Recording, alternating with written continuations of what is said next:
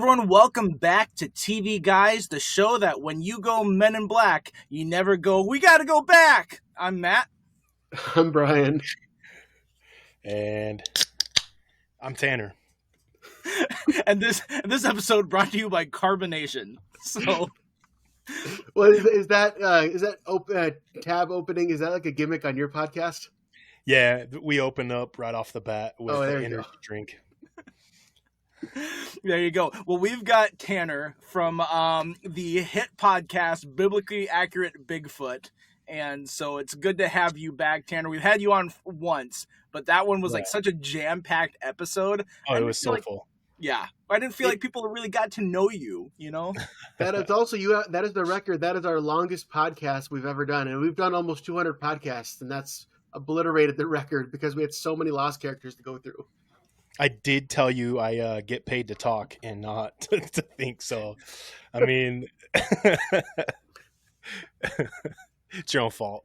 And someday, you know, I'll be in that boat because I know no one's going to pay me to think, but sometimes people might pay me to talk. So, yeah. But we'll get there. We'll get there someday. Hey, so this week, what we're doing, we knew that we needed to get you back. We don't want to pigeonhole you as only the Lost guy, but I mean, Lost is such a good TV show, and I know it's top one for you. So we're glad to have you back, but we are going to be talking about what are our top three and bottom three of the flashbacks, flash forwards episodes on Lost. And so for me, the way I kind of went about this in my mind was I know it's hard to separate the flashback story from what's happening on the island because they really like to interweave them, and sometimes they really overlap. But there's some episodes that are just like the flashback is great, and the episode, all the stuff on the island is just boring as sin. And sometimes it's the other way around too. So in my mind, I tried to separate it a little bit more than that, and I tried not to pick any that were multi-character or any that were like pretty much the whole length of the whole episode. Which means I had to leave out the other 48 Jeremy days? Bentham one. Oh, that one, yeah. Or the other 48 days, that one too. Yeah, the that life one and death. as well. You're thinking Life and Death of Jeremy Bentham, where I forgot that whole one is a flashback, isn't it? Yeah, and I like that episode a lot. Oh yeah, absolutely. Couldn't include it.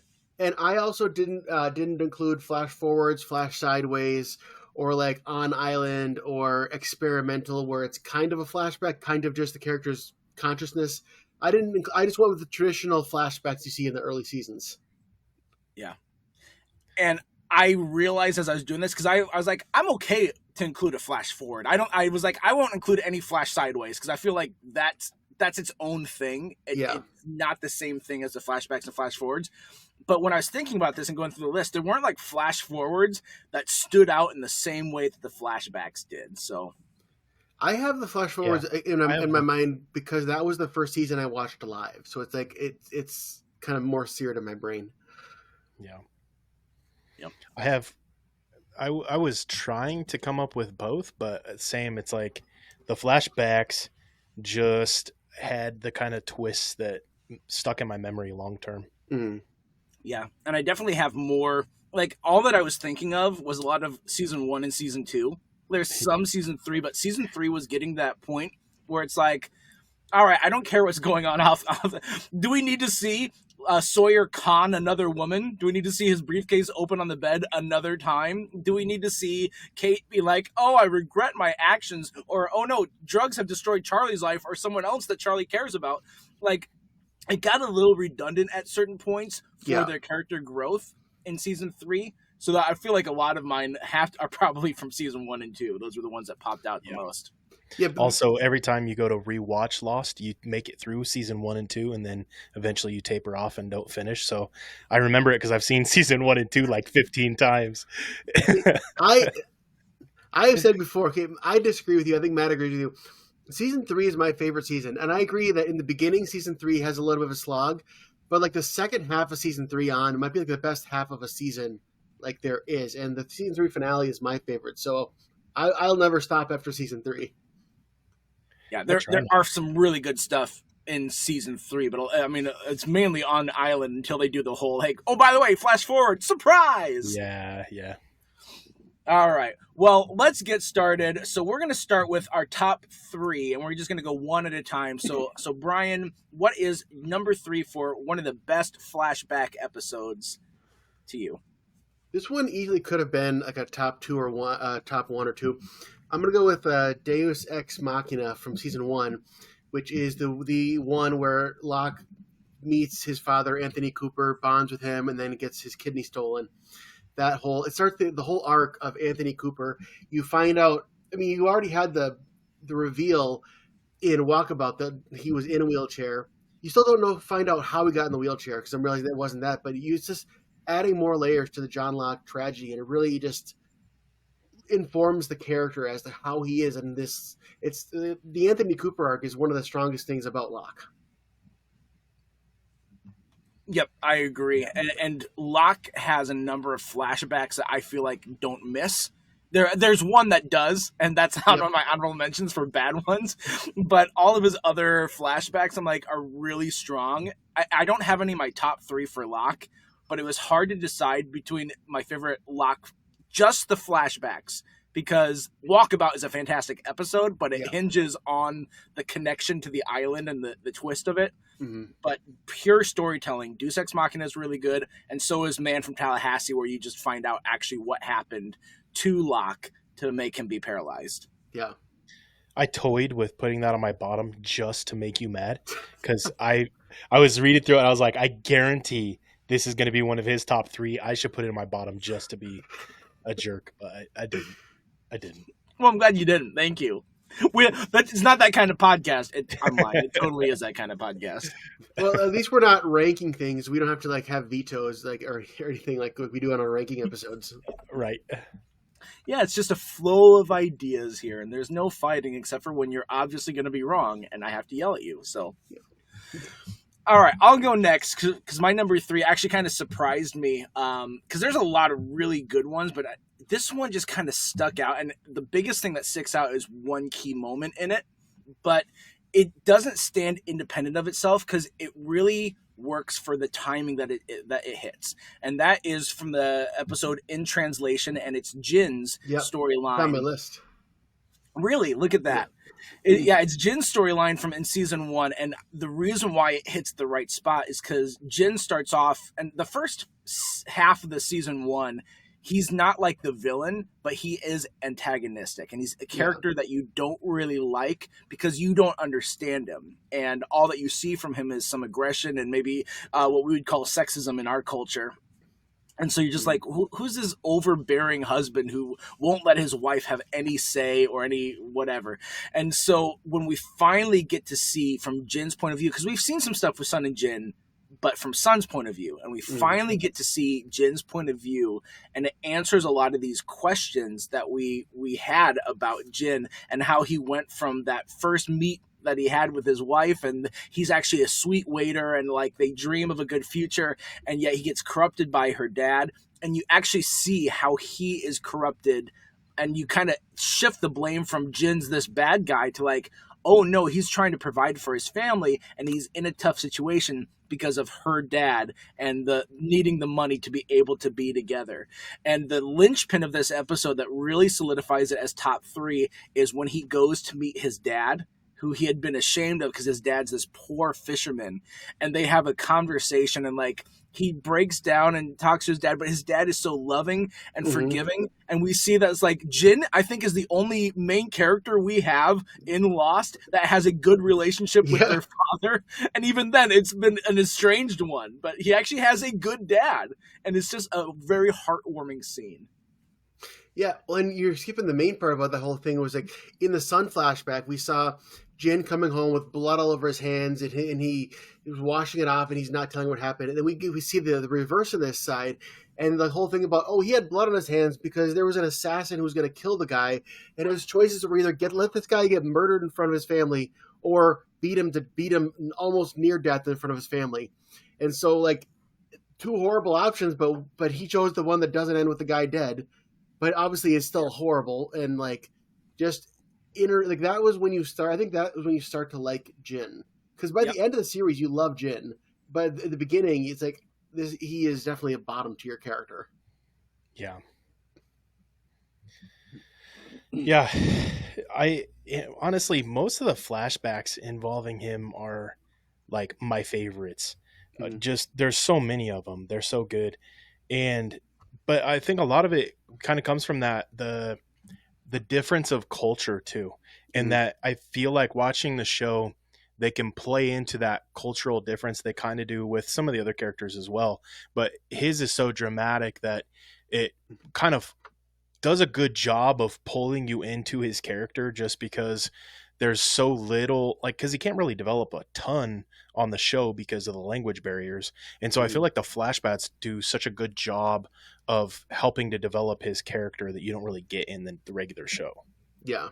Yeah. You can't because you either have to have subtitles or do that one episode where everybody feels like you hear everyone else as Chinese, as Japanese, Korean. Mm-hmm. Just one of those. They're all the same, right, Brian?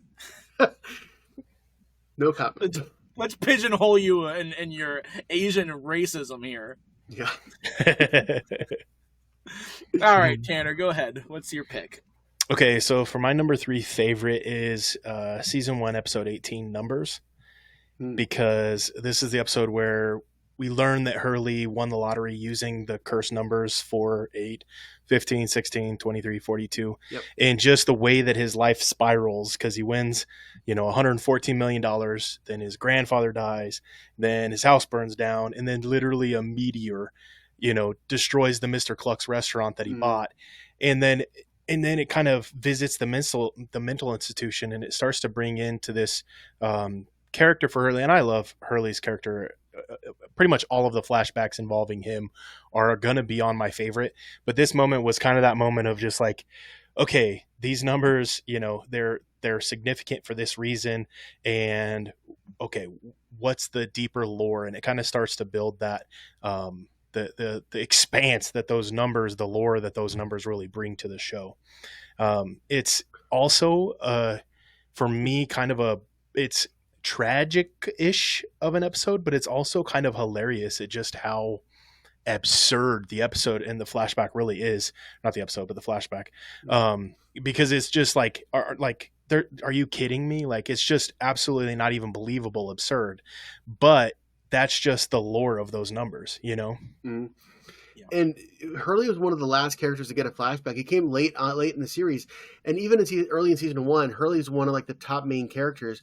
And when they keep us waiting for a long time, we find out like what everyone else has been doing. Like Jack and Kate and Locke and Sawyer, they all get multiple episodes before Hurley even gets one. And then the payoff is like, okay, yeah, we can really get going with like some Hurley lore here. Mm-hmm. And I love it. Maybe it came a little late, but it was, I remember that episode and my first reaction when I watched it. And just even the first scene of that flashback of him holding the lottery ticket as he wins and like, wait a second, this guy won the lottery. And then seeing how the whole episode played out, I was hooked immediately from that because you're right. We had no depth to Hurley's character and we all liked him. Hurley was a very likable character for sure, but we didn't know anything about him. And just to see how important his character ended up being to the mythos of the island was astounding and was just a great choice. And you suddenly, like, he went from being a great side character to, like, this guy has a lot to contribute to the storyline. I think early on, Walt says something like, "Oh yeah, in backgammon, Hurley owes me $80,000, but it's played off as a joke." And then you realize, oh, maybe he could actually give him that. Yeah. I think he even, like, Walt, as he's walking away, upset, like, maybe this was after, but Walt's like, "You still owe me this much money." He's like, "You'll get it." And he's walking away. Yeah. And I'd like to think he did get it because, he did offer Walt a job in the new man in charge, the epilogue to the series. Yeah. He's a sugar daddy for sure. Yeah. I don't actually have any Hurley episodes in my top 3, but Hurley is another character that his don't miss. It's like Kate is one where it's like every single flashback feels like it misses, but Hurley's one where like none of his do. And so this was one of his best ones, but I think I have another honorable mention that might be a little bit better in my estimation, but just a hair. So anyway, Brian, let's go ahead and go to your number 2. My number 2, we said that in season 3, it's a lot of repetitive because we've seen so many from these characters. But season 3 also had some new characters, or some new characters who hadn't had flashbacks. So I went with The Man Behind the Curtain, which is the Ben Linus flashback. I was so expecting you to say expose, actually. I was like, is he going to go here? Is this going to be the conversation we have? No, I mean, Expose is a fun watch, but it's not a good episode. The flashback's not good, but it's a fun watch.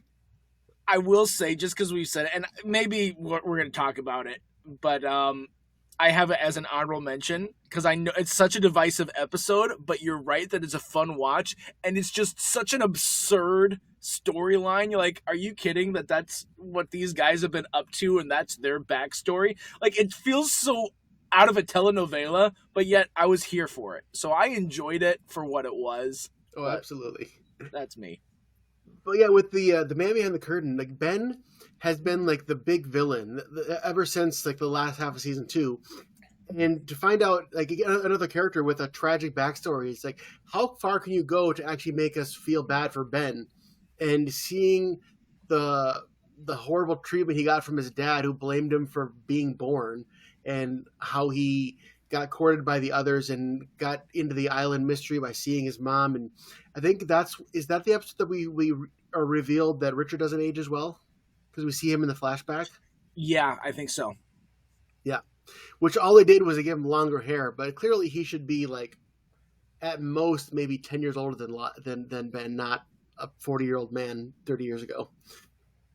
But yeah, and I just think that Ben is a great character, and they knew what they had when Michael Emerson came on the show, because he was only going to be a couple episodes. And then, oh no, we got to give this guy more to do, and his stock in the show just kept rising. And so, like, I was excited to finally hear about his story when we got there. And they bring in John Grease himself, a.k.a. Uncle Rico, from Napoleon Dynamite, to be his dad, good old Roger Workman. Mm-hmm. And by the way, that John Grease, who plays Uncle Rico in Napoleon Dynamite and who plays Ben's dad, is also the same. If you guys watch White Lotus, he's the character Greg or Gary, as his alias is, who's been in all 3 seasons of White Lotus. The only actor who's been in all 3 seasons. So I haven't seen that one yet, but it's on my list of things to watch. It's something, that's for sure. Maybe after I keep watching, if I finish watching West Wing and Survivor and Squid Game, all the shows we're doing podcasts on, I can get to watching fun things. What do you think of this episode, Tanner, of Man Behind the Curtain? Do you remember it well? I'm sitting here trying to remember it, and honestly, I'm just spacing like the whole episode for some reason. It's a lot of, like, half of the flashback is Kid Ben, growing up in the Dharmaville. And like, after, it was like when they first got there, too. When they first got there, and Roger thought he was going to be part. I mean, it feels like the game. That's the media that I'm talking about. The game BioShock, where it's like they have this place that's hidden from civilization, and all these people come with this great dream and promise of prosperity, but when all of them are promised to be kings on this on this island, although in Rapture it's underwater, everyone is like expecting to be treated like royalty. There still has to be people who take care of the garbage and who clean up after others. It's like there still is a class system no matter what it is. And Roger thought he was a higher class than he was, and he took it out on Ben. And that's what makes Ben end up poisoning him and the rest of the Dharmaites in their purge, and they let the others come in. We never see the exact moment where he officially defects from Dharma, but like as an adult, he's got the Dharma jumpsuit, and he's officially working with Dharma, but he's at that point he's taken the side of the others and taken Ethan and probably some other people with him, and that's when they do the purge, and he kills Roger in the van that eventually Hurley and Sawyer will find on Ben's birthday, because his dad never remembered it. True. All right. Yeah, that's a great episode. It gives a lot of backstory to Ben, and even though he's still a villain, it's great. That's good writing where it's like I don't let him off the hook, but I can feel bad for his upbringing. So well, and not every villain needs to be redeemed. Like Kimi doesn't need to be redeemed, but Ben can be redeemed. Right. Yeah. Well, mine, I feel you guys can veto this because I have his backup, but I feel like I'm cheating just a little bit as my second pick, and I did go with Flashes Before Your Eyes, the Desmond episode, Okay. because that does have some at the beginning. It has a stinger at the beginning and at the end, but it is mainly a flashback. Yeah. But I just really loved the storytelling of that episode to not only give us a flashback of Desmond in the UK and his relationship with Penny, but then to also like play with that and have him meet. Why am I blanking on her name? The woman who Eloise Hawking. Eloise, thank you. Yeah. And to meet her and for her to be like, you're not supposed to do this now. You're supposed to be going on the island. This is your fate, and sets him off from that. There's the lost intrigue mixed with the emotional heartbeat, and Desmond is that character. He's the plot mixed with emotions, and they just do that so well time and time again with his character. And that's one of the first biggies that we see of that was Flashes Before Your Eyes. Well, I saw there's a whole series. If you guys want, I'll send you the link. I told Matt about a while back. It's like 6 videos, and each video is like 2 hours long. It's this guy who went into deep and like explains every mystery and like how it all comes together. And when he was talking about this with Desmond, it's like with the time travel and the destiny, like all those times where he met Eloise Hawking, that always happened. But then because of his turning the key and like getting his consciousness dislodged, it's like he doesn't remember those moments until he catches up to the future him, and like it seems like he's going back and changing things, but it's actually his memories being unlocked little by little, so it feels like him, like he's changing the past. And it's weird writing, and I only imagine in the writer's room they must have had like huge diagrams of like what's actually happening. At least I hope they did. Yeah. And that's why I had ready as my backup, if you guys vetoed this, the episode The Constant, another Desmond one, because I really enjoyed that episode. I've talked about how I really liked that phone call between him and Penny at the end. Mm-hmm. But I just really enjoyed seeing that back and forth and seeing him flashback, like actually flashback, and need the help from Daniel Faraday and to have the same mystery and mythos of what's going on. It's one of the last like flashbacks that we see that I really love, because that's deep. That's in season 4, and they don't do a lot of flashbacks outside of like the ones that are the full episode, like Life and Death of Jeremy Bentham. Yeah. So. Also not a Christmas episode, but I agree.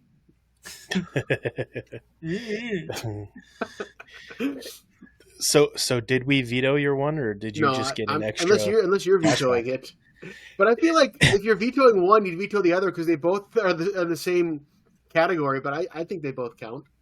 See, I would, if you vetoed Flash Before Your Eyes, I don't think you could veto Constant, because Constant has enough on Frigate action that is going simultaneously, and I felt like that fits it. Whereas I could see you saying Flash Before Your Eyes doesn't fit it, but no, there's on-island action for Flash Before Your Eyes. That's where the great line where Hurley said, "So the hatch blew off your underwear." Oh my gosh. Been there, right? All of us at one point or another. Oh, dude, all the time. Because I don't have a butt, so. Yeah, that's such a weird inside joke. The door opens very quickly and done every time. You gotta love it. We have an inside joke to a text chain that we had before the podcast that our listeners don't know the context of. Sick reference, man. Sick reference. Yeah. Inside jokes, man. Yeah. All right, Tanner. Go ahead.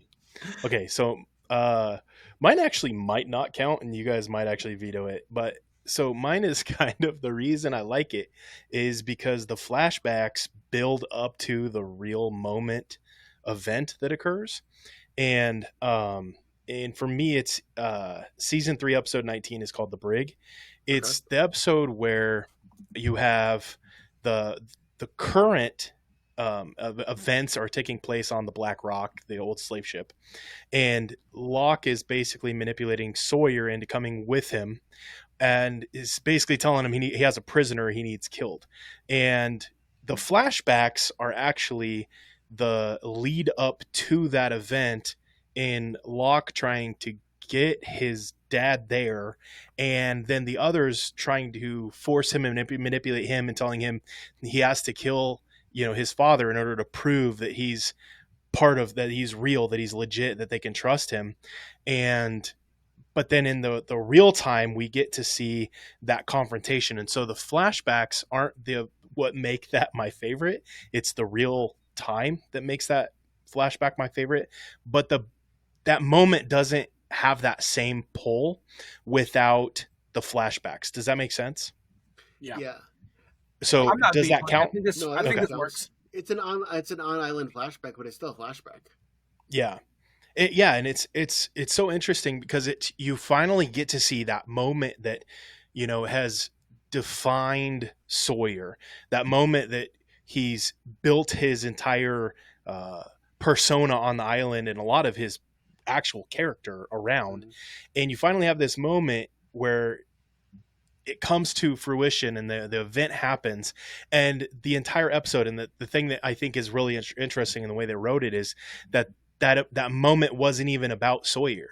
They built it up in this episode, and that moment's actually about Locke because of the flashbacks. And I think they did a really good job of crafting that episode in a way that it almost makes that moment, for me, I guess, it makes that moment almost feel a little bit dirtier than it would have felt if you just got to see him, through a flashback. He finally finds the guy and, big reveal, whoever it is. But because of the flashbacks, it almost makes that moment feel, in a weird way, doubly gratifying, but also kind of dirty because of the false pretenses and the way that it came about.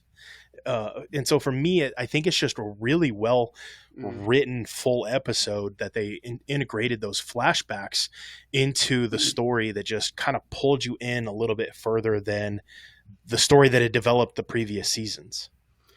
Well, and you say it's not about Sawyer, but I think it kind of is, because that moment when he finally gives the letter to Anthony Cooper and he starts reading it, I think that he may have not actually killed him in that moment originally, because he was looking for some kind of remorse or kind of just that completion. But then Anthony Cooper rips up the letter and basically goats him into it, says, I don't care about you, and your mom was nothing. And that's what sets him off and eventually kills him. Right.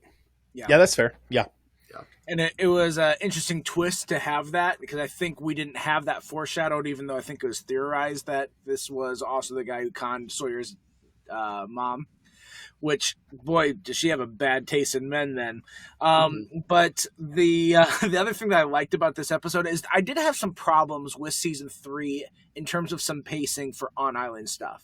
Because I remember, they all get kidnapped. The 3 go to the island there, and Hurley gets let back. And so then that first little 8 episodes or so is them trying to get off that island. And that, if you guys remember when we watched it for real, for real life, they had those 8 episodes debut in like September through October. And then like early November, like, all right, that's it, we're cutting it off, and then we're going to have a break. And that break was several months, and then the rest of the episodes of season 3 came in like February or March or something like that, starting then, and finished out. And so it was like this long break, and the first 8 episodes weren't all that great. And so when they finally come back, then Locke also bumps into them, stumbles onto Dharmaville and sees Jack playing football with them and getting along. And so there was just a lot of confusion, like, wait, what's going on island and like with the others? And then wait, now they're coming back, but Locke's staying behind. Wait, what's Locke doing? And then they have like this little bit of mystery of what did Locke do? And so this flashback was answering, hey, this is actually what Locke has been up to. We were hiding that for now, but now you need to know, and here's how it pertains. So it was more satisfying to get a conclusion of that arc, and this episode geared us towards the rest of the season and kind of picked up the pace there and strengthened those issues I had. Yeah, I agree with that. Yeah, and just in, it was wasn't it just like a few episodes before that they revealed that Sawyer had met Jack's dad in Australia as well, and was kind of manipulating him as well. And so it was kind of that was at the end of season 1, because that was before Sawyer went on the raft. Was that season 1? Yeah. Yeah, you're right. Yep. Yeah. Before Sawyer left on the raft, because when Jack says, That's why the Red Sox will never win the series. That's what triggered it, and that's what made Sawyer realize that, oh, that was Jack's dad. Right. Yep. And so Brian, do you have your top one? Oh, it's back to me again. Yeah, It is. There's different choices, but I'm going to go with the season 2 premiere, Man of Science, Man of Faith, because you get Jack fixing Sarah, which you found about in season 1 when at the wedding, Sarah talks about how she has this bad accident and Jack fixed her. We get to see that, and we also get to see the great scene of him and Desmond running at the stadium, and that like it's you, and realizing that it's one of the big connections that our characters have crossed paths in the past, and not just in a Sawyer's in the background of Boone at the police station, but like in a meaningful way. Yeah, and this actually, I feel like there's better choice. I'm sorry to mock it. Like I said, we don't mock each other's unless you're wrong. I feel like best flashback episode. This didn't do as much for me. And that moment with Desmond was cool for like the island reveal afterwards, but I don't know, it wasn't like the same emotional weight as a lot of other episodes that I could highlight. So I disagree. Then you can highlight them. I'm gonna highlight one right now. Right. Tanner, am I right or is Brian right? For me, it's weirdly enough, I'm gonna play I agree with both of you in that, like, I get where you're coming from, but also Matt, like, yeah, it's neutral. I plead the fifth. and I'm not trying to be funny and just not agreeing with you guys, but I genuinely, it's if I were to rank all of the flashbacks, it would probably be smack dab in the middle for me. And so it's, for me, it's a little forgettable. Just, it doesn't have the, I don't know, the impact that I would want it to have in that moment. It just, maybe that's just the way that I saw it, but yeah. Yeah, Jack's off-island stuff doesn't hold a lot of interest to me. I liked the moral quandary he had of, was he going to report his dad for drinking on the job? Like, that to me was the most interesting off-island stuff, the dad-son things. And I know that his dad was at the wedding and kind of like talked him through a little bit of this and was a little bit of a steady for him in this episode. But I find the father-son relationship so much more captivating than his stuff with Sarah and his need to fix the people around him and his wife's need to love the person who fixed her. So was that the same episode? Which flashback was it when he turned his dad in? Was it that one, or was that in the hunting party when he has that weird affair with the Italian girl?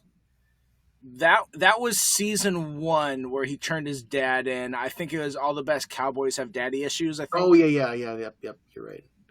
Because I think that's my top Jack-centered episode, or flashbacks. But yeah, I think you won me to your side. I agree. I think that is a lot more compelling than Jack's Jack's relationships just always feel very forced in the show anyway. But the relationship with his dad, I feel like that was the one, and yeah, anyway, you pretty much already said it, but yeah. So speaking of Cowboys, this would have been a great segue. I should have gone before you because we were just talking about his dad and Sawyer meeting, and that episode, season 1, Outlaws, is to me hands down my favorite flashbacks because that was on my list too. I was so gripped by Sawyer's storyline here because like we immediately he's trying to woo this other woman and suddenly there's this guy Hibbs from his past who's in there and he's like, hey, by the way, I found your dad, and like he gives not his dad but the guy who killed his yes the real Sawyer. Real Sawyer. Yeah, thank you, Jinx.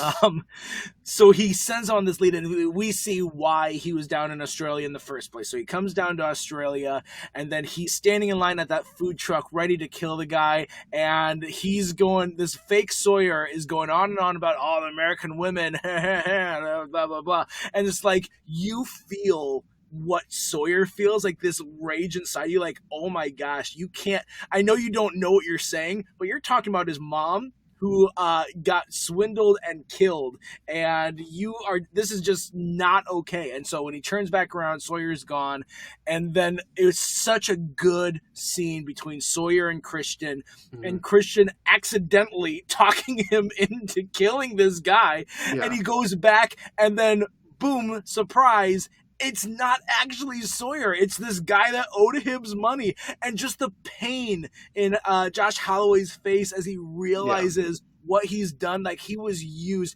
He was swindled the same way his dad was by some guy in order to take care of this business here. And just like the hatred and pain in that moment, I was like, this is such a good emotional catharsis. And that, we saw a little bit of Sawyer's backstory before that, and you felt bad for him at other points. This is the one where I'm like, okay, Sawyer, I'm on your side. I mean, get it together, but I'm on your side because that sucks. And so I had an emotional response to this episode, and that's why it's my number one. Yeah, and then you're finding out, like, along with Sawyer, that he killed the completely innocent guy and having to have that weight on him.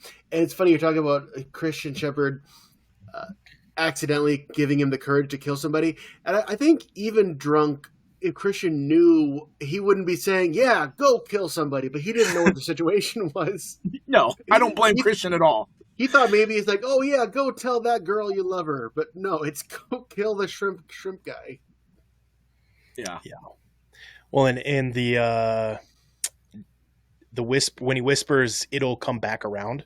Yeah. I feel like that's a moment that really, like, I don't know, just that phrase kind of encapsulates like the rest of Lost. Like everything comes back around. All these moments start coming back around, and that just kind of kicked off that, and maybe not kicked off, but at least summarized that direction of the show for me. Yeah, and that is a very constant theme through Lost, and that's why people thought the island was purgatory at first, is because they're all having to face their demons, and that's just how life is. You do eventually have to come to terms with the stuff that you do, and they just had it all together on this island. They all came to terms with their baggage.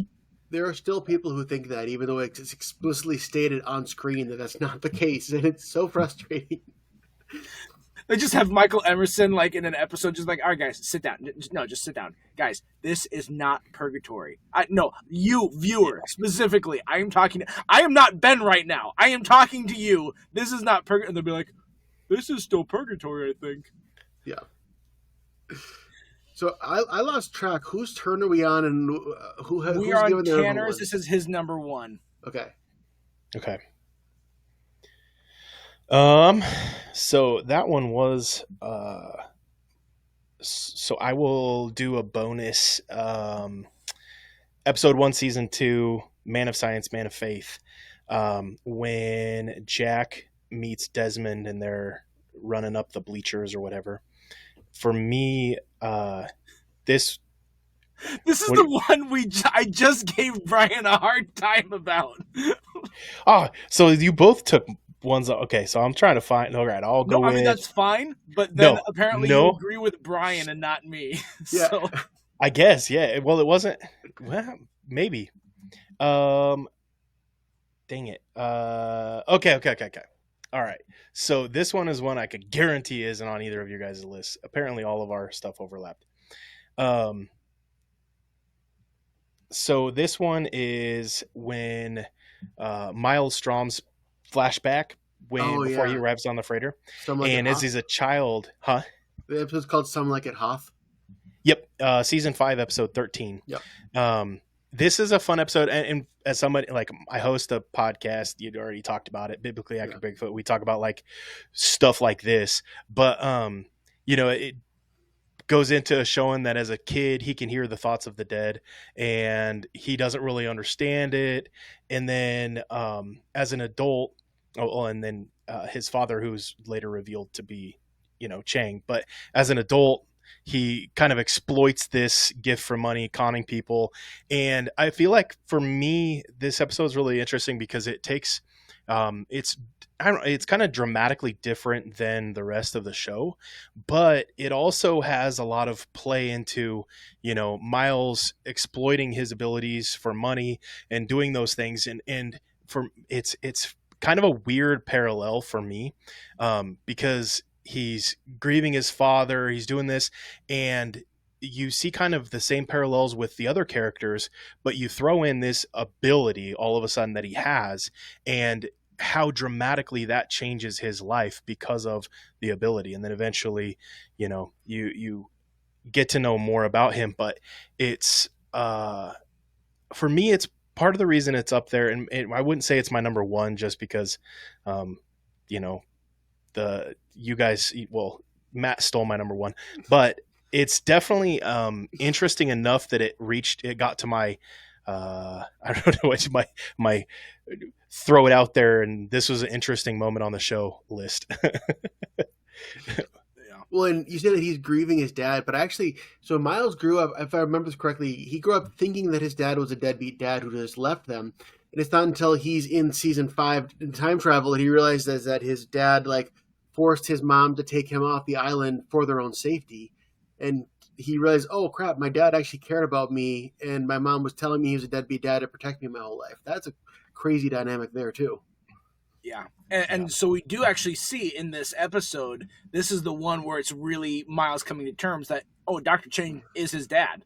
Yeah. And so he gets to even see how Chang is with him as a 3-month-old or something like that. Yeah. And so he gets to witness oh, he actually did love me. But it is a really good parallel to see the pain he had when he's talking to, by the way, the stunt casting here of Dean Norris, Hank from Breaking Bad was in this episode. He was the dad. That's right, he was. And so Dean Norris's character is wanting Miles to give him some absolution of please just tell me my son loved me. And it was a really harsh thing Miles said, but it was also a little true. Whereas if you loved your son, you should have said so when he was alive. And he just walks away, and I'm like, ooh, man, that's cold, and that is really gonna be bad for this guy's mental health. But also, it's bad for Miles' mental health to grow up without a dad. So I get it, I guess. Yeah. And we never see where Pierre Chang died. I mean, potentially he could have died in the Purge or shortly after the incident, but I'm assuming that the reason he never connected with his family and got back and connected with them again was because he died. I'm not sure if that was at the Purge or sometime before then. Yeah. When there's the scene where basically Miles fakes the messages in order to make money, just trying to show in the connection there. Yeah. Just to his character, I guess. Yeah. And the fact that he actually, can do it. That was a good little X-Men moment, I guess, for him. Yeah. Yeah. I have to backtrack here and apologize just a little bit. I still maintain I don't think this is in my mind, the Man of Science, Man of Faith there's the Desmond thing, but I also, for some reason, thought that was the wedding episode of him and Sarah. No, that was Do No Harm when he was fixing Boone and trying to save Boone. Yeah. Instead, it was actually showing that time when he was trying to fix Sarah and had the surgery, and his dad kind of chastising of you can't save everyone. So I think that was better than the wedding episode, but I still will maintain I don't think it deserves the number one. But apparently both of you guys think it does, so I'll shut up. That's right. It wasn't. I would say it wasn't my number one. You stole my number one, so I agreed with you actually, Matt. But Brian, the way you explained it for some reason, and I didn't go through my extra list as well as I went through my top 3 list. And so the way you explained it, I was totally in a different place with what you were talking about. And maybe I wasn't listening as fully as I could have been, but yeah. Get it together, Brian. People tune out when I talk all the time. It's all. I'm sorry, what did you say? No, I'm just kidding. All right. Well, those are our top. Let's hit our worst, because there's one episode that is just so highly regarded as one of the worst flashback episodes, and I would be surprised if we all don't have it as even our number one, let alone top 3. But you're gonna get the first crack at it when we get to number 1, Brian. So, what's your number 3 for worst Lost episodes? My number 3 for worst Lost episodes is it's kind of what you're talking about. In season 3, we've already had so many flashbacks of these characters. Like, what's left to do with Kate? She marries a cop. That's it. So I'm going to I Do in season 3 where she marries Nathan Fillion, because it was just that it added nothing to the storyline. We already knew that she was emotionally on the run, and yeah, that's all I got. And it was an explanation of the time in Outlaws, by the way, great episode still, where she references for the first time that she was married, because they play the Never Have I Ever, and she was only married for a short time. And so it felt like the writers were just like, we have to explain this now. And they wasted Nathan Fillion. He wasn't even that dynamic of a character. He's just there. And Nathan Fillion's a fantastic character actor, and it made me mad when I was like, oh, he's in this episode, great. And then the episode's done, I'm like, that sucked. Yeah, and they didn't have to answer it. They didn't answer why Libby was in the mental hospital, which is a much bigger mystery. True. Agreed. All right. Well, I agree. I had that as an honorable mention for a crap episode. But my number 3 is I didn't like this in season 2, very beginning of season 2. I think episode 3 was Glass Ballerina, and it was Sun focused with a bit of Jin in there. Yeah. But it opens a cold open of, like, the name of the episode is Sun breaks a glass ballerina when she's like 6 years old, and her dad comes in. And it's just like, what did you do? Did you break this? And she's like, no, I didn't break. And so then she like blames one of the maids. And the dad's like, Mr. Pike is, if you blame her, if you're telling me that she did this, I have to fire her. Now, did she do this? And Son's like, yep, she did. And then we flash forward, not yet, but we go forward in time to still before the island where Son was cheating on Jin. And this was the first we saw of her affair with her teacher who was teaching her American. And they were supposed to be together as matchmaker. Yeah. Then that never happened. And then this is later on. This was the episode of like drag freaking Son's name through the mud and be like, by the way, this is the crap she's done. Jin, on the other hand, he was supposed to kill this guy once he found out, and Mr. Pike found out because he walks in on them early on. Yeah. And so Jin was supposed to kill him and bring back honor, quote unquote. And yet he avoids doing that, but then the guy kills himself. He delivers his message, punches him a bit, and I forget what the name of the teacher love interest guy was, but he ends up throwing himself out a window and landing on a car in front of Jin. Did we know before this that Son had an affair, or is that new to this episode? You know what? Actually, it might have been in a previous episode, and then this was the time when they're like resolving that with Mr. Pike. I can't remember for sure. Yeah. I'll admit, it's kind of a filler flashback. Yeah. And it was also, some of it is also like when you're trying to pay attention, when you're wanting better stuff on the island. And so it's like season 2 starts and there's the hatch. Well, they didn't quite answer all of it in that first episode. Okay, the second one is adrift. Okay, well, they didn't quite answer a ton of stuff with them floating on rafts.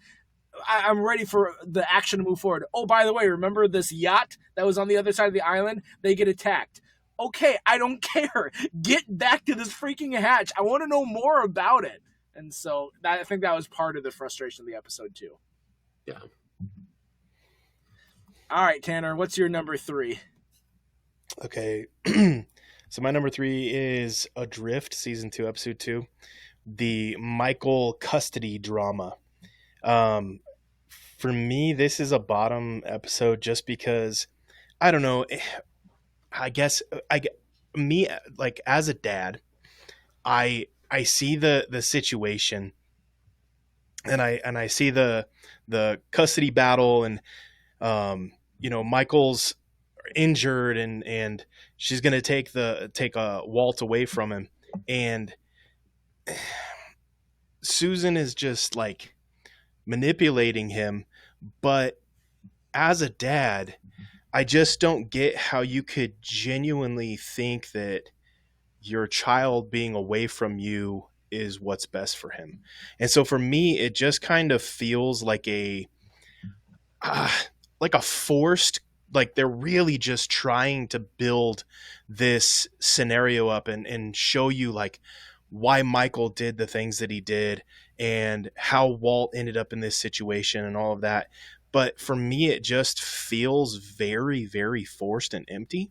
And so the line of you can barely take care of yourself, let alone a kid, you know, it just feels so empty to me that line could cause you to be like, oh yeah, you're right. Like, I'm good signing away my son. He'll never know me. He'll never know I existed, because that's totally what's best, because I'm, broke, I don't know. Yeah, it's definitely a weird situation, and we had to resolve that at some point and find out how did Michael go from like that flashback where they're picking out cribs and they're all chummy to all of a sudden Walt doesn't know him. Yeah. Yeah. Did you say the way you're describing a drift, right? Yes, that's what I said. Man, those stinkers at the beginning of season 2, I guess. I felt bad. I did, like, it's a painful episode, I think, because you really hate Susan. You really hate the things that she made Michael go through, because there was no reason he couldn't be involved in their life and to have rights, and it didn't have not possession, but whatever, guardianship of Walt didn't have to go to Brian. They could have been a joint custody agreement, all that sort of stuff. That's terrible thing on Susan's part. And I do agree with you, though. Like, it must take really low self-esteem for you to actually say, like, yeah, I'm not the best thing for my kid. In terms of emotional, because, like, I know some people have to make that choice themselves from, like, financial reason or whatever, but still, like, you can be a part of your kid's life, even if you can't be the one who can afford taking care of them and someone else has to, that sort of thing. You can still be a presence and involved in their life. And so it's just hard to see someone be like, yeah, I can't do this. Well, and Brian didn't even want to adopt Walt. Later turns out that it was just Susan who wanted it, and Brian probably would have been cool with Michael having custody, because he was kind of a jerk who said, I don't care about Walt.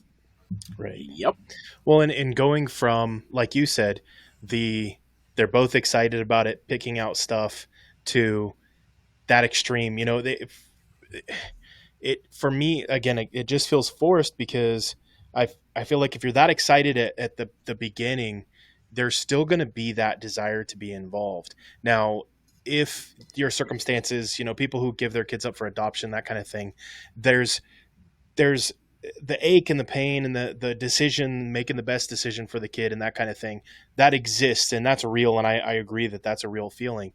But to go from that, in that relationship, just to the dramatic shift on the other end, it's for me, it's not really believable, even on Susan's side, of how could you think that would be what's best for Walt on Susan's side. So for me, the whole flashback just felt really, it felt like it's a flashback that's going to need a lot of further development in order to even like bring closure to, and it just felt way too forced and open-ended. Yeah.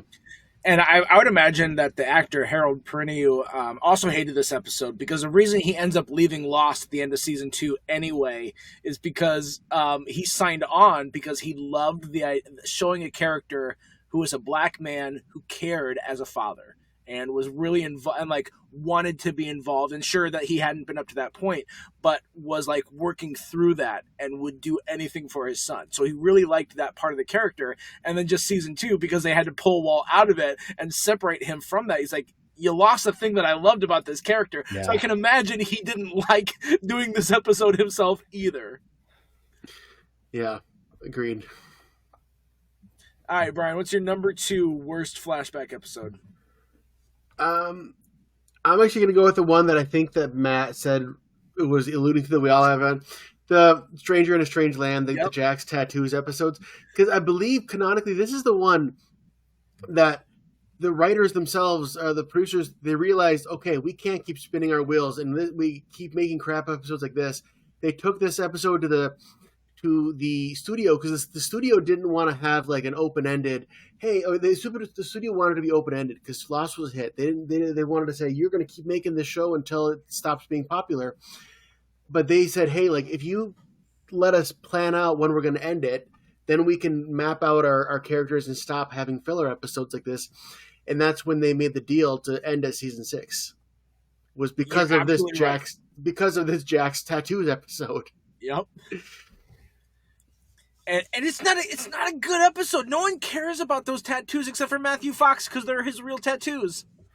Yeah, like they don't need to explain. I mean, even in 2004, tattoos are not so out of place and so weird that they need an explanation. People just have tattoos that they don't need to have a storyline behind them.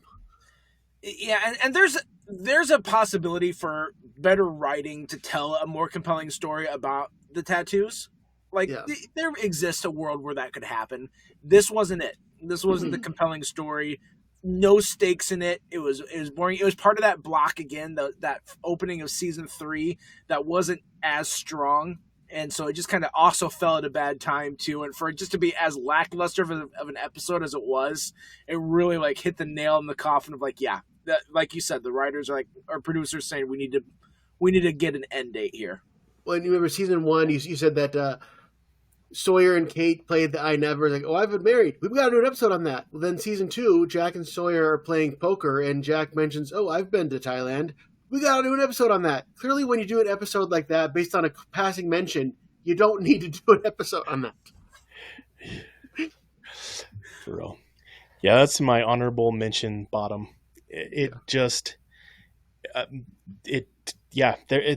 no point. Exactly. Yeah, that's my number 1, but I'll hit you with my number 2, and I'll give you a different one for number 1. I'll at least talk about it. So my number 2 was, again, Kate. Her episodes, they miss to me. I really don't like her episodes. This episode isn't so much even like one that like is hated like Stranger in a Strange Land. It's boring because we had the pilot. And the pilot was fantastic. And we're like, okay, I'm really excited to see what happens with these characters. And a part of this is bad expectations, I will admit. Because I think we watched the first episode and we're like, okay, we see a little bit what's going on the plane and what led him here. And we see what's going on the island. Okay, now I'm excited for a show that's going to be all about what's going on with these characters on the island. And you start watching Tabula Rasa. And then suddenly there's this flashback again. You're like, wait, oh, is this how it's going to be? We're going to be going back. I just want to be on the island. I have so many questions about this island. I don't really care about her connection with some Australian farmer who catches her like bumming a ride and sleeping in his barn or some crap like that. The episode, in a vacuum, it doesn't suck, but it's just boring, and it wasn't what I was expecting from the show. And if we had more episodes like this strung together, the show wouldn't have taken off the way it did. It was saved by Walkabout right afterwards. But for this to follow the pilot, it's a hard act to follow, and the story itself wasn't that strong to begin with. So this is my turn to disagree with you because I have 3 Kate episodes on my list of worst, and that was not one of them. I like this one. I like Ray the farmer, and it sets up the dynamic of her and the marshal. I get that it's a slower pace from the pilot, but I don't know. I like it, but I get we're all different. Yeah. One of your Kate episodes, I'm sure I like because there's actually one that I'm like, no, I don't mind that one. Okay. Yeah, I actually disagree with you as well. It's one of the few because I don't know. For me, it kind of built the mystery around Kate enough, and it was fun. It was a little bit change of pace, and I felt like for me watching it, I enjoyed that change of pace. But for you watching that change of pace, you were like, get back to it. But for me, I was like, I actually really enjoy this change of pace, and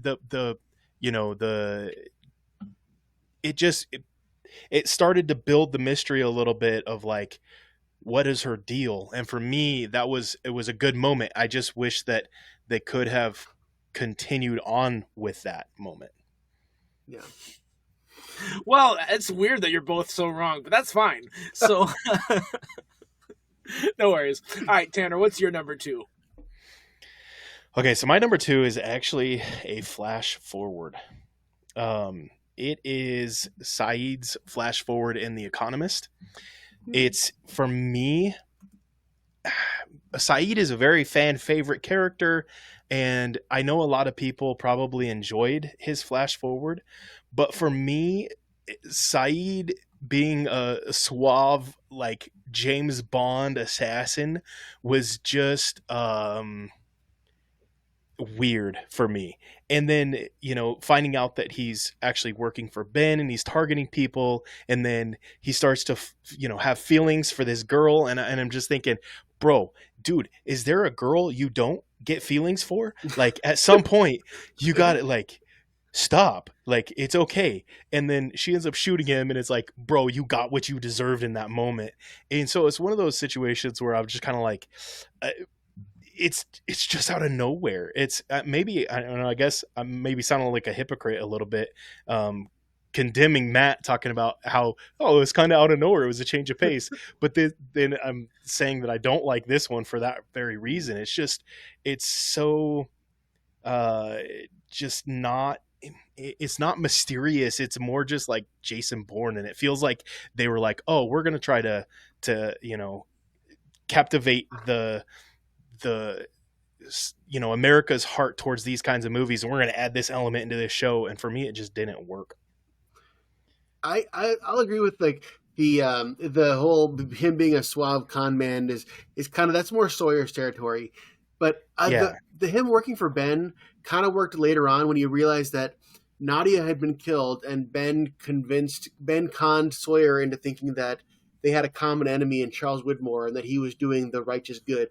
Like, that was an interesting dynamic, that Ben was able to convince him that they were worse bad guys. But it was weird seeing him, like, Saeed is the guy who can take anyone down, but he doesn't need to, like, romance them first. Yeah. He doesn't need to, but he sure is gonna. He's going to. He romances people, and then someone else shoots them. That's what happened with Shannon and with Nadia. Yeah, there's change of pace that works, like Hurley's van. That worked surprisingly. It really probably shouldn't have. And I think I remember in the time watching it being like, a filler episode, but it was a really fun filler episode. Right. This didn't work, and I feel like Lost, with Saeed specifically, when they go wrong, is by post-Island making him return back to his morally gray behavior, because we spend so much time on the island and in flashbacks showing his remorse and him wanting to be better, and that to me is the best part of Saeed. And so to pull that away and make him dark again, especially in the season 6 where it's like, oh, by the way, you're evil now, like, come on. That was the biggest disservice to me. Evil until the very last 2 seconds when he, like, snaps out of it and he kills himself with a bomb. Right. Well, it's you spend so long developing a character to then undevelop them. It definitely ruins the rewatching, because you're watching the character development and you're like, this is all just fake. He just cares about women. It's the Barney Stinson problem. Yeah. The Andy Bernard problem. That too. The Matt problem. Oh, wait, what? They do a bit of this with Sawyer too, and I didn't like how they did it with Sawyer, because I liked his development in the 70s, and then Juliet dies, and I get that he's grieving, but for a whole season, and like after a bunch of really, really good character development, I loved season 5 Sawyer. Great character, great guy. But season 6, Sawyer doesn't go fully off the rails for all of season 6. He realizes early on, okay, this fake Locke is not someone we should be following, but I got to play along or else I'm going to be dead.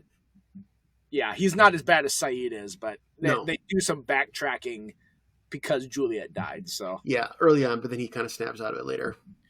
The quote that gets me is, remember what happened the last time you thought with your heart instead of a gun. Mm. Yeah.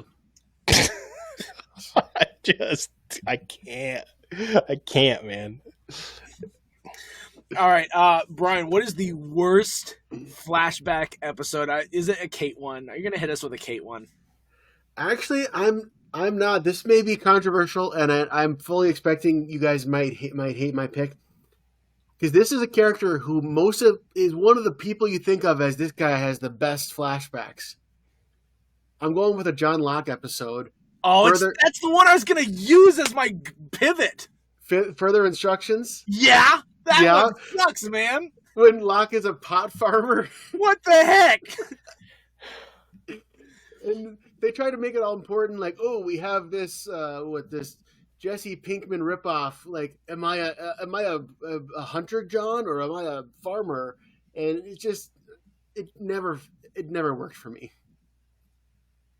And him working with Mike and Jan, the pot farmers at the communist place. Yeah. What season was this? Season 3. Remember, like the other half of the story is when he goes into the tent and gives himself like a drug trip where he imagines Boone bringing him through the airport, and he's like, "You need to save Echo from the polar bears." And then the flashback is him working on a pot farm. Yep. Okay. Yeah. I mean, it wasn't memorable enough for me to. Yeah. And he brings this new kid in, and this is just a long way for a dumb joke, but so the pot farmers, they're Mike and Jan, and they have this weird, awkward, like, big family dinner. So what's the worst Mike and Jan dinner? That one or dinner party on The Office with Mike and Jan? The one in The Office is great, but it's great for us watching it, but if we were there in person, that would be awful. Yeah, probably. Yeah, but yeah, that's further instructions it's a rare miss for a John Locke episode, because normally his episodes are the best. Well, I mean, you have taken 2 of the ones I was going to use, and so I didn't have a deep well here. I think let me look up real quick, because I think I could have gone with more. I have a deep bench of honorable mentions. What's the one? There's one with, and I can't remember what it is, but another one that I would have talked about would be Kate's episode, the one where she gets her friend killed. Like, that's on my list. Born to Run. Which one is that? Born to Run. Yeah, and we don't need to keep adding more Kate trauma. She's on the run for murder. That should be enough. Yeah. By the way, because like some people would talk about the bank robbery one, like whatever the case may be. Yeah, I think it is. That's my other one. Yeah.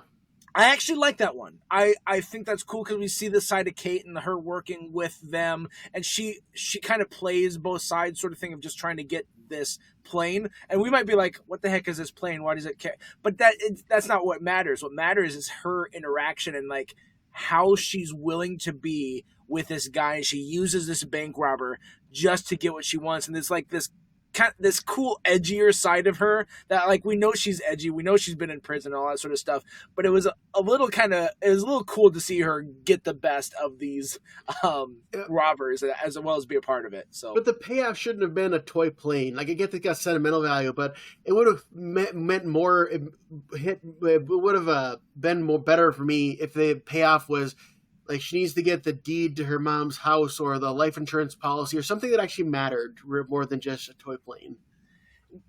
I think, to your point, what would have helped is for us to have seen that before. It's kind of like a Chekhov's gun that we haven't ever seen mentioned previously, and they have the gun mentioned in another episode later down the line. So if almost like if they would have swapped these 2 episodes that we just talked about so that we saw the importance of that plane first, then we can be like, oh, I recognize that plane. I get that it has sentimental value. Instead of it like the telling versus showing of, here's why it has sentimental value. That's what I care about. Okay. Mm-hmm. To that point, yeah. But yeah. All right. So, Tanner, I guess that's gonna count as mine. But Tanner, what's your number 1 then? Okay, so for me, I can't not pick a number 1 that it's got to involve Shannon in some capacity, just because of my deep hatred of Shannon and her character. But it's got to be season 1, episode 13, the Hearts and Minds, and the flashbacks basically revealing that there's a little too much sibling bonding going on, and it's got Game of Thrones episode 1 vibes. It's just like it goes too far, and I'm like, I don't feel comfortable watching this anymore. Is that when that happened? I thought Boone and Shannon getting together was in Abandon. Was that in Hearts and Minds? Is it in Abandon? Well, okay, so I might be wrong on the episode, but it's the flashback. Yeah, well, I had it on my list for the same reason. So whichever episode it is, it's the Boone and Shannon, the step sibling love that didn't need to happen. Yes, it's awkward. It's weird. I don't like it. I don't like her character anyway, and now I feel awkward, and it's just too much for me. It's just too much. You didn't even need a flashback for that. You could have just been like, Shannon could have just been like, "Oh, you've always, had feelings for me," and then move on, and we'd be good. Like, we didn't need it. Then don't watch White Lotus. Let me just say that. A lot of family bonding going Not on. like a lot, but I mean, in this most recent season, just all of a sudden. How many shows that have family bonding in it do you regularly watch, Matt? Don't call it family bonding. Don't use that tag for it. Even sarcastically. Sibling love? I don't know what you... Even worse. Let's just not, we can not. I mean, if I call it what it actually is, your podcast might get banned. And so let's... Well, it's the family bonding is good. You mean the dyslexic man's insect? Yes. But it was Hearts and Minds was the one that you're thinking of. Okay, so you were right. I was wrong. Yeah. Yeah. Hey, first time. Boom. Yeah, buddy. But, hey, if you grew up watching Clueless and Paul Rudd and Alicia Silverstone, they're siblings, and they got together. It was fine. Yes. And they're step siblings in this show. It's fine. They're adults. So what you're telling me is you watch a lot of shows. The fact that I do have 3 examples ready to go. That's what's another one? Too many for modern media. Matt, I need one more. Well, and in Lost here, like they make a point, they really spell it out when Boone is filing the report. He's like, "No blood relation." Okay, that's how the cop says it, just like that. For real, it's so weird. It's so weird. Yeah. It is. All right. Well, that's our top 3 on both, but. As we had said, and I prepared you guys, I have a couple still honorable mentions left, and anyone else can go. So we talked about a Hurley episode, and I like Numbers a lot, but I also really like the ending specifically of Everybody Hates Hugo. So we're switching to the honorable mentions of the best ones. Yeah, I don't think I have any honorable mentions of bad left, but I have a couple of good ones. And so I really liked just that moment at the end. For those who don't remember, the whole episode is Hurley doesn't cash the lottery ticket quite yet. He doesn't tell anyone. And he just kind of sits on it, and he's like, knows things are going to change. And so before things change, he just wants to have fun with one of his friends. But so he quits his job, and then one of his coworkers there who didn't win the lottery also quits his job with them, and he kind of feels bad for it, but they're still hanging out. And I really love how the episode ends where like they pull up, I think it's the convenience store where he bought the ticket, and there's a news crew there, like someone won the major millions of dollars, and his friend's outside of the car, and then someone points out like, no, it was him in the car, and they all flood Hurley's car, and then his friend, it just has this betrayed look on his face, and Hurley's just sitting there in his guilt. And like that moment I thought was really a well done, a satisfying part of the episode, and you felt really bad for Hurley. Well, and Hurley in the on the island is like narrating this flashback, saying, because he's comparing it to him having to manage all the food because they just found the hatch. Yeah. Good episode. Anyone else want to go honorable mention for good? Okay, just so that everyone can stop typing angry things at us, but we do know that no one said Walkabout, which is like the poster child for a good flashback, and we didn't like. First time, I don't know if you saw it coming. I didn't see the twist coming about Locke being in the wheelchair the first time I saw it. Yeah, they did a really good job at hiding the fact that he was sitting down in every scene, because I never picked up on that. And the reason I didn't include it, the same reason I didn't include Through the Looking Glass, that big twist at the end, is that the twist is great. And the twist is just, it hits you and it's fantastic. That's awesome. But it's not so much like this emotional flashback storyline that we see. When we're watching Locke, it's like, it's a good episode. Walkabout's a great episode. But the flashback of him, I'm just like, oh, this sad sack. And it's our first exposure to sad sack Locke off the island. And it's not like such an engaging story. It's just, it wins on that hook at the end. Well, I think it's engaging not just for the hook, because really the episode is Locke all of a sudden has like these like Charlie says 400 knives, and he throws in like, he expertly gets it right next to Sawyer, and he's leading the boar hunt. And you're realizing, like, how did he go from this to this? And it sets up the whole storyline of John Locke going for seasons forward. Yeah. And the mystery of the island as well. Mm-hmm. Yeah. Yeah. I have that one as an honorable mention as well. And then another honorable mention that I had was the I can't pronounce it. Ji-yeon or whatever. Ji-yeon, yeah. The Season Jin and 4, Sun. The flashback / fast forward. Yeah, I feel like they did a good job of tricking you into thinking that it was all a flash forward. And then all of a sudden it's, actually he didn't make it off the island. What? I thought they did a good job with that one. Agreed. Yeah, agreed there. And then my honorable mention, the other one is the 23rd Psalm, where we all of a sudden it's like Mr. Echo had been a mystery, and all of a sudden, okay, he's got kidnapped by a Nigerian drug lord and became a drug lord / priest. That's interesting. Yeah, especially for a guy who doesn't talk for the first 12 episodes he's on. Yeah. And then I wanted to throw out one. I started off where I was saying how there's some episodes that was like the flashback was good, but the episode on the island wasn't. Yep. And the plot of SOS was boring, but it was really great to watch Rose and Bernard's love story. The only flashback episode that we get. Yeah. And just it really endeared us to them as a couple.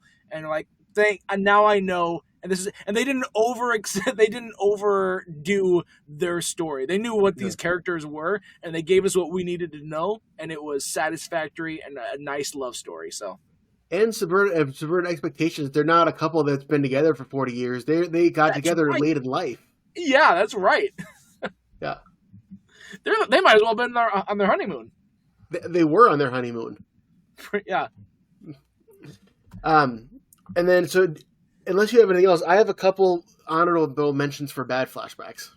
I wanted to throw out just one more. One of our first examples of an on-island flashback was maternity leave with Claire. Claire didn't have a ton of flashbacks in her time, and I think she had 2 off-island and then 1 on-island, and then she had some flash-forward stuff.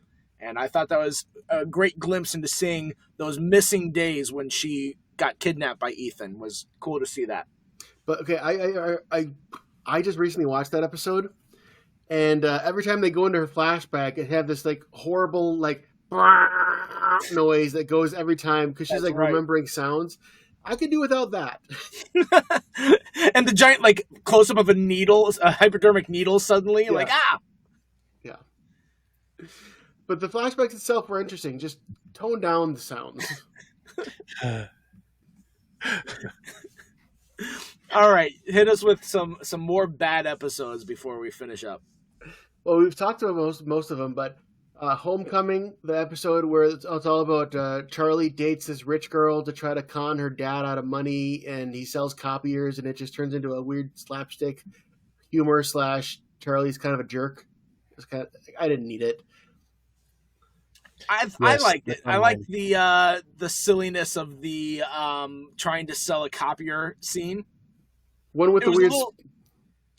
It's got totally weird, jarring a little. But. Well, it's got weird SpongeBob music in the background. It's like doot doot doot doot doot doot. Well, because they know what the scene is. They know that it's being played for laughs, but it's also giving us the context. It was a little disjarring in tone. I agree, but yeah, I liked it. However, apparently, I can't remember who it was. It was either a producer or a writer. Someone behind the scenes of this show, pretty high up, had said their second least favorite episode was The Stranger in a Strange Land. First one that they hated the most was Homecoming, so you're not alone. And then, sorry to crap on Charlie, but also Fire Plus Water. I hated the You All Everybody's, where they're all in giant diapers singing You All Everybody. I forgot about that. Yeah, dude. Oh man. And it's just like the pacifiers the size of their heads. Yeah. Like, proportionally, that's not how that works. I know it's not part of the flashback, and we're only talking about flashbacks, but in that same episode, the really creepy freaking dreams and religious imagery, and the baby is in a Save the baby, piano save and it's the on baby. fire. And then Hurley's Jesus. Just weird. Are we sure he's not on drugs in that scene? Well, they never explicitly say one way or the other if he is on heroin or not, because they found the statues that have heroin from the Echo's brother's plane. I thought he did. I thought he had said that. Maybe it's like the unreliable narrator, but I thought for sure he had said at some point that he never did. Like, he didn't do the heroin. He liked having them there as a comfort. Yeah. Because then he starts withdrawal pretty quick. Yeah. Or you know what I mean. He continues with his withdrawal, but yeah. Yeah. And Locke beating the crap out of him in front of everyone was just like, aw. Yeah. I mean, I get it. And then Sawyer's comment, that's like getting Gandhi to beat his kids. Agreed. Tanner, any other bad episodes? I don't have any, but I could just say all 3 episodes that Shannon has a flashback in. All of them. I thought it was only 2. Is it 2? I thought it was 3. Okay, 2. Yeah, there's one that's more Boone, and then there's 2 that is Shannon / Boone or more Shannon. Yeah. What, the very, very one? short Australia one. The one where she's going to die, or like the one before she died, like her dancing one, where she's like, I just want to dance, or that's whatever. Abandoned, yeah. Terrible. Garbage. Tell us how you really feel. Oh man, you must love that Saeed ends up with Shannon and not Nadia in the Sideways world in the church. Oh, don't even just. I was always excited for like a Locke episode or a Hurley episode or even a Charlie episode, even though they weren't as good. They weren't as good as some other ones. Really, whenever it was like, oh, it's a Jack episode or a Kate episode, I'm like, yeah. And Jack's were better than Kate's, but both of those, I'm like, let me get other. Sawyer, there's another one that I really enjoyed seeing him pop up. Yeah. The crazy thing about the Kate episodes is that she's a great actress. I just don't think that her role, like she did a great job in her role. But yeah, do you get what I'm saying? She thought about leaving early on or trying to get written out because she did not like the choices the writers were having her character make. So to her credit, she might agree with you. Yeah. Evangeline Lilly. It took me a second. I was like, what is her name? But yeah, I feel like she's a phenomenal actress, and I think that her acting in those scenes were good. I just don't think that the script for them were the best. Yeah, I agree with that. Yeah. Well, that's it. Let us know. There's a lot of different episodes that we didn't talk about or we left out. And you can let us know what are some of your favorites. And if you tell us one that's just a full-length flashback, we'll just throw it out and just mock you relentlessly. I'm just kidding. We don't even we don't even check sometimes on our Twitter or whatever we've got. So yeah. Well, let's jump into trivia because last week we had some interesting stuff. Brian, what was our trivia question from last week where we talked about Cobra Kai? We talked about Cobra Kai, and I said there is a movie that stars 2 of the kids on Cobra Kai. It stars Peyton List, who played Tori, as well as Jacob Bertrand, who played Hawk, and that is the Disney Channel original movie Swapped, where they swap bodies. Swapped. I don't know why I said it like that. I'm sorry. No Sometimes I do things and it's just like no reaction. I'm like, oh, okay. No one cared. Great. We have double duty on trivia this week. So, Matt, why don't you hit us with your trivia? Oh, no. Okay. No, I'm not doing mine. Let's do Tanner's and then we can do yours, Brian. Okay. Can I just do a fun fact? No, you cannot. Yes, go for it. So, the the numbers, Hurley's numbers, the lottery numbers that he wins the lottery on, actually caused a weird setup in 2011 because 4 of those 6 numbers were actually drawn, and so many people use those numbers for their lottery numbers that thousands of people won $150. Huh. That's hilarious. I would have never thought of that. Because they only won 150 because they had to split the prize among that many people. Among that many people, yep. It's kind of like the movie Bruce Almighty, where he answers everyone's prayers with yes, and so like the lottery like has millions of people who win, like I only won $12. Imagine winning the lottery and saying, "What'd you get? A week of groceries?" $50 for real. Oh, 150 now. That's like a day of groceries. So yeah.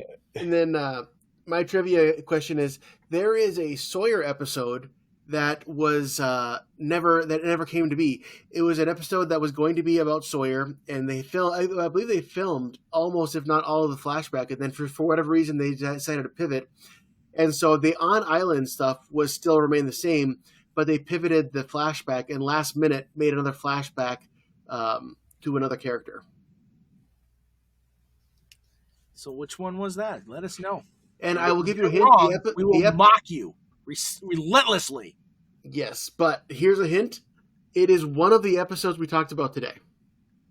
So just narrow it down to like one of the 20, and then you're good.